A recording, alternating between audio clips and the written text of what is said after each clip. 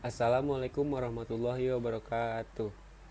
Saya dan kelompok saya berasal dari SMA-N 90 Jakarta dari kelas 12 IPS 3. Pada kesempatan kali ini saya akan menyampaikan materi yang berjudul dinamika pelanggaran terkait PSBB. Saya selaku ketua kelompok dan izinkan saya untuk memperkenalkan anggota-anggota kelompok saya, yaitu ada Triana Wahyu sebagai moderator, ada Febri Kurniawati, Talita Rahma Zafira, dan Chandra Zoda sebagai editor video, ada Dea Agustina, Happy Maulidia, Mutia Nur Fajriah, Intan Dini, Rizky Amelia, dan Mutiara Putri sebagai presentator data, dan Ariksaka Ardian sebagai notulen nanti di akhir video. Selanjutnya izinkan untuk teman saya menyampaikan materi tersebut. Assalamualaikum warahmatullahi wabarakatuh. Apa kabar semuanya? Semoga kalian dalam keadaan baik-baik aja dan terus bahagia. Izinkan saya untuk memperkenalkan diri saya terlebih dahulu. Saya Triana Wahyu Rahmawati yang akan menjadi moderator pada kesempatan kali ini. Kalian tahu gak sih Assalamualaikum warahmatullahi wabarakatuh. Jadi apa kabar semuanya? Semoga kalian dalam keadaan baik-baik aja dan seperti yang kita tahu PSBB izinkan saya untuk memperkenalkan pembatasan sosial berskala besar yang dilakukan pada tahun 2020 untuk menanggapi adanya virus corona, di mana kita nih nggak boleh keluar rumah, apalagi untuk tujuan yang tidak penting. Assalamualaikum warahmatullahi wabarakatuh. Kira-kira apa kabar semuanya? Yang akan kita bahas? Semoga kalian dalam keadaan. Oke, berikut adalah materi yang akan disampaikan oleh para presentator. Yang pertama ada tren laporan dan pelaporan yang akan disampaikan oleh Happy Maulidia. Yang kedua ada kanal pengaduan dan status laporan yang akan disampaikan oleh Dea Agustina. Yang ketiga alasan pelanggaran yang akan disampaikan oleh Intan Dini. Yang keempat jenis pelanggaran yang akan disampaikan oleh Rizky Amelia. Yang kelima sanksi pelanggaran yang akan disampaikan oleh Mutiara Putri. Dan yang keenam, ada peta persebaran yang akan disampaikan oleh Mutia Nur Fajriah. Mari kita persilakan Happy untuk menyampaikan materi yang pertama, yaitu tren laporan dan pelaporan. Happy, waktu dan tempat dipersilakan. Sebelumnya, saya mengucapkan terima kasih banyak kepada Triana karena telah memberikan saya kesempatan untuk menjelaskan mengenai tren laporan dan pelaporan terhadap kasus pelanggaran PSBB di DKI Jakarta. Seperti yang kita bisa lihat dalam grafik ini, jumlah laporan ada sebanyak 7.262 dan jumlah pelapornya ada 4.621. Seperti yang kita semua ketahui, PSBB di DKI Jakarta pertama kali dilaksanakan pada tanggal 10 April 2020. Dapat dilihat dalam grafik ini, kurva pertanggal 6 April sampai 24 April cenderung tidak stabil dan meningkat. Kenapa hal tersebut bisa terjadi? Karena pada masa awal PSBB diberlakukan di DKI Jakarta, banyak dari masyarakat DKI Jakarta yang enggan untuk menerapkan dan melakukan PSBB ataupun himbauan tetap di rumah aja. Namun PSBB tetap diberlakukan di DKI Jakarta, bahkan dikeluarkan ketentuan bahwa para pelanggar akan dikenakan denda maupun sanksi. Dengan adanya hal tersebut dapat dibuktikan kurva pelanggaran PSBB kian menurun. Bisa dilihat bulan Mei sampai bulan Juni ini cenderung rendah. Nah, karena angka pelanggaran PSBB ini rendah, dapat berdampak pula kepada angka penambahan kasus COVID-19 di DKI Jakarta. Angka penambahan kasus COVID di Jakarta pun kian menurun, hingga akhirnya Gubernur DKI Jakarta, Pak Anies Baswedan, melakukan penerapan sistem PSBB transisi atau yang kita bisa bilang new normal. Nah, dengan new normal ini diterapkan, seperti mall, restoran, dan tempat hiburan di luar lainnya kembali dibuka. Melihat kelonggaran tersebut, banyak dari masyarakat DKI Jakarta yang menyalahgunakan kesempatan tersebut, hingga akhirnya banyak dari mereka yang keluar nongkrong tanpa melakukan protokol kesehatan dan melakukan penjagaan jarak.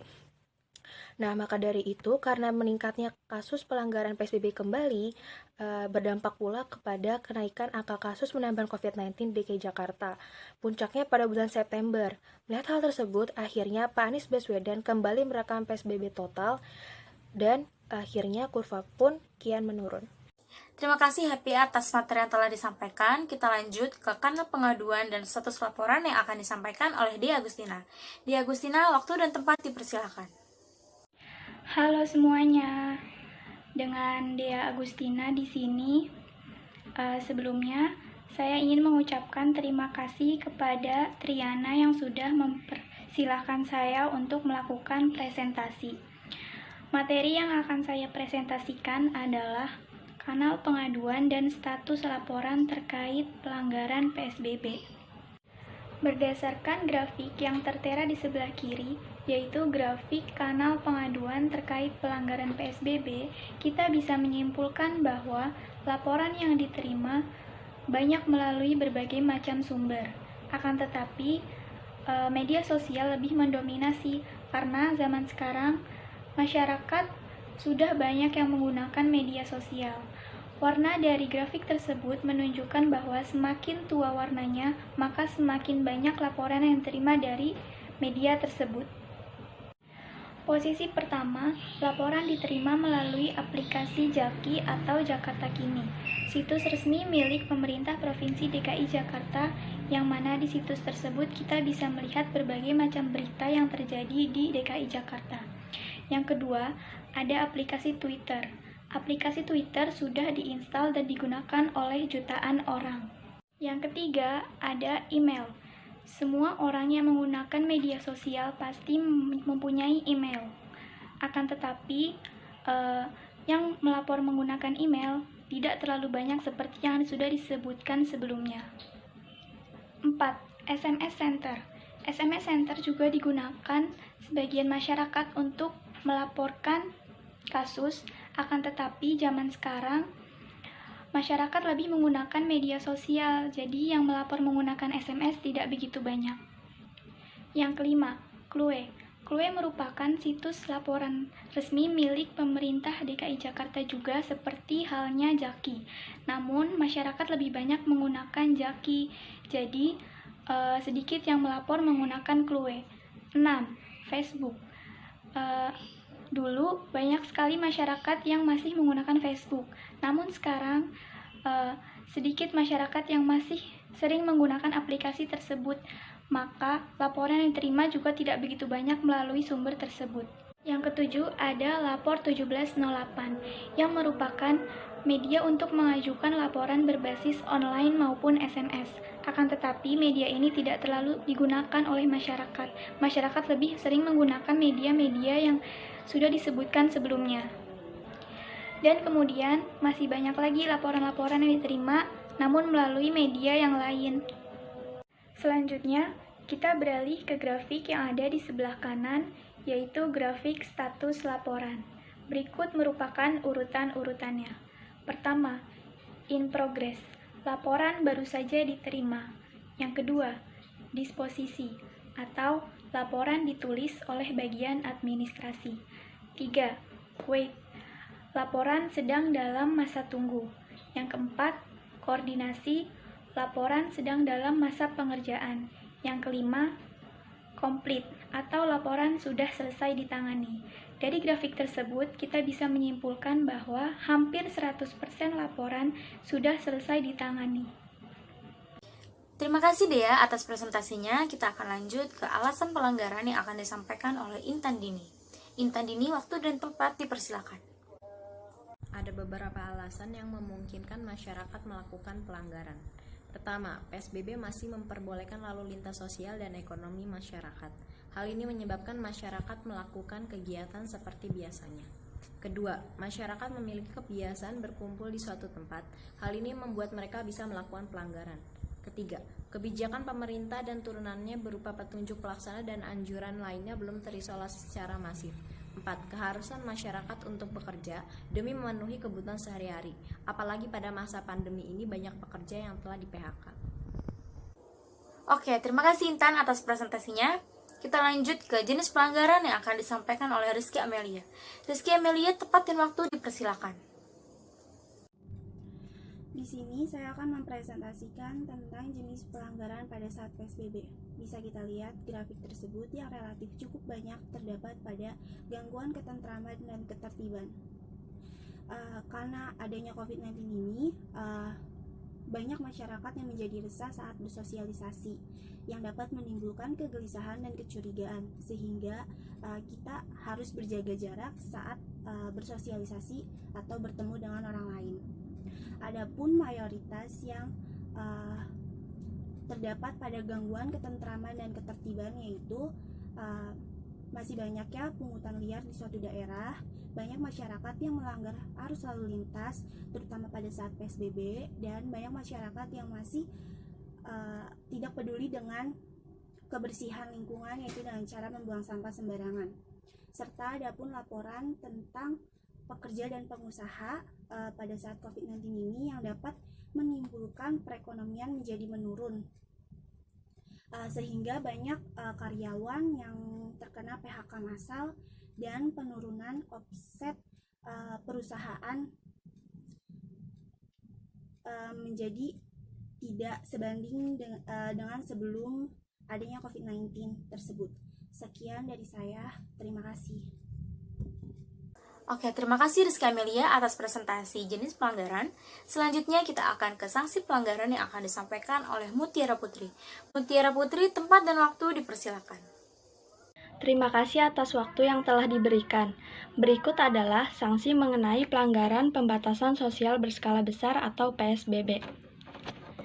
Gubernur DKI Jakarta menerbitkan Peraturan Gubernur Nomor 41 Tahun 2020 tentang pengenaan sanksi terhadap pelanggaran pelaksanaan pembatasan sosial berskala besar atau PSBB. Ada berbagai macam sanksi yang diberikan pemerintah Provinsi DKI mulai dari sanksi sosial hingga denda kepada pelanggarnya. Sedikitnya ada 9 kategori yang akan terkena sanksi. Di antaranya tidak menggunakan masker, perusahaan yang beroperasi saat PSBB, restoran yang izinkan makan di tempat, hotel yang tidak terapkan protokol kesehatan, sanksi untuk kegiatan hiburan hingga budaya, ojol yang mengangkut penumpang, sanksi untuk pengendara yang melanggar kapasitas penumpang, berkumpul lebih dari 5 orang, teguran untuk sholat berjamaah. Adapun jenis-jenis sanksi yaitu berupa kerja sosial, denda administrasi, teguran tertulis, penutupan sementara 1 kali 24 jam, serta penyegelan. Berikut penjelasan dari saya, sekian, terima kasih. Baik, terima kasih Mutiara Putri atas presentasinya. Kita akan ke materi yang terakhir, yaitu peta persebaran yang akan disampaikan oleh Mutia Nur Fajriah. Mutia Nur Fajriah, waktu dan tempat dipersilakan. Terima kasih atas kesempatan yang telah diberikan. Di sini dapat kita lihat berdasarkan data yang telah dianalisis pada tanggal 1 Maret sampai 5 November 2020 pada pukul 5 sore waktu Indonesia bagian Barat, dapat kita lihat bahwa pelanggaran dengan titik terbanyak berada di daerah Jakarta Timur, sedangkan pelanggaran dengan daerah titik terendah berada di Jakarta Utara. Hal ini dapat dimungkinkan karena daerah Jakarta Timur merupakan daerah yang ramai sekali penduduknya sehingga masih banyak warga-warga yang berlalu lalang. Jadi masih banyak juga warga-warga yang tidak mengikuti peraturan PSBB yang berlaku. Sedangkan sebaliknya Jakarta Utara merupakan pelanggaran dengan titik terendah.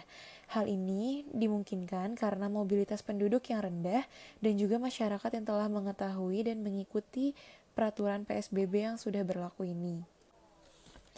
Dengan adanya PSBB ini diharapkan agar daerah-daerah yang masih tinggi tingkat pelanggarannya dapat mengikuti peraturan PSBB yang berlaku. Oke teman-teman, sepertinya kita udah di penghujung acara nih. Sekarang mari kita dengarkan kesimpulan yang akan dibacakan oleh Arik Saka. Kepada Arik Saka, waktu dan tempat dipersilakan.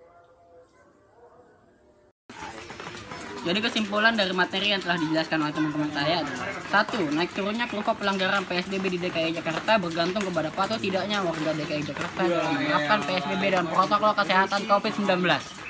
2. Faktor paling berpengaruh terhadap banyaknya pelanggaran PSBB adalah keharusan masyarakat untuk bekerja dan memenuhi kebutuhan hidupnya. 3. Banyak sedikitnya jumlah pelanggaran PSBB dalam suatu daerah berbanding lurus dengan jumlah penduduknya. 4. Pemerintah telah berusaha menertibkan masyarakat yang melanggar PSBB dengan menerbitkan Peraturan Gubernur Nomor 41 yang diharapkan dapat menekan angka pelanggaran PSBB. 5. Jenis-jenis pelanggaran PSBB yang paling menonjol adalah gangguan ketentraman dan ketertiban. Hal ini disebabkan oleh tidak biasanya masyarakat akan COVID-19 dan membuat masyarakat menjadi panik dan saling curiga. 6. Pemerintah DKI telah memberi wadah untuk pengaduan masyarakat, yaitu melalui situs Jaki dan terbukti efektif. Masyarakat banyak menggunakan situs itu untuk pengaduan, dan pengaduan telah diterima dan diselesaikan dengan baik oleh pemerintah. Sekian kesimpulan yang dari materi yang telah disampaikan oleh teman-teman saya. Berikutnya, mari kita tutup dengan pembacaan doa.